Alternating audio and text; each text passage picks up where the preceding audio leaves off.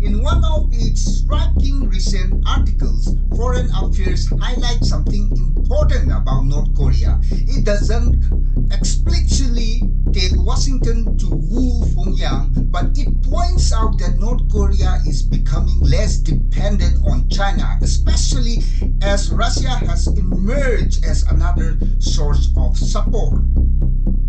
And that creates a strategic opening for Washington, because if North Korea wants to avoid depending on Beijing or Moscow, why should America leave that space entirely to them?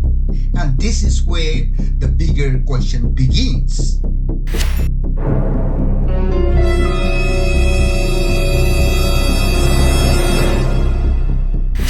John Mearsheimer, the famous American political scientist, in his discussion with Jeffrey Sachs on the All In podcast, said he is okay with containing China.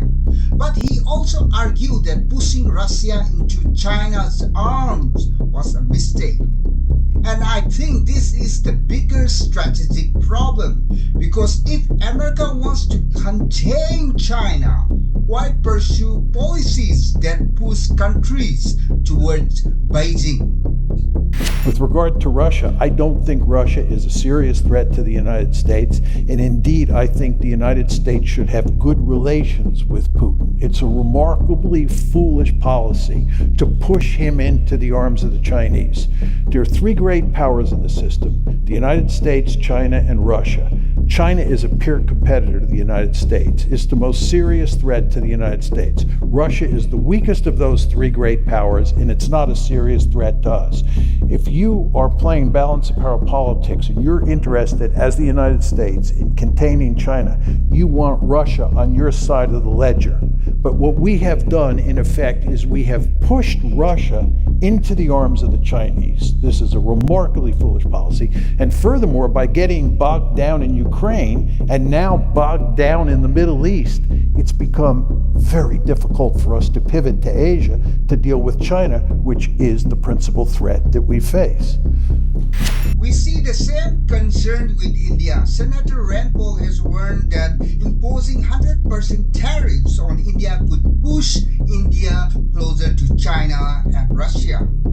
And remember, India is not a marginal player. India is one of the major members of BRICS. So we have to ask, are some US policy actually strengthening the very bloc Washington is trying to counter? Because China's rise is not happening in a vacuum. Alienate one of the most important strategic partners in Asia and a potential counterweight to China. So as we try to get India to be more aligned with us instead of with China or Russia, admirable goals, we put tariffs on India, and what does that do? It pushes them more towards China and more towards Russia. The United States is still the major counterweight, preventing China from becoming the dominant power in Asia. China has to take American military, economic, and diplomatic powers into account. But what happens if Washington keeps pushing Russia, India, North Korea, and other countries closer to Beijing?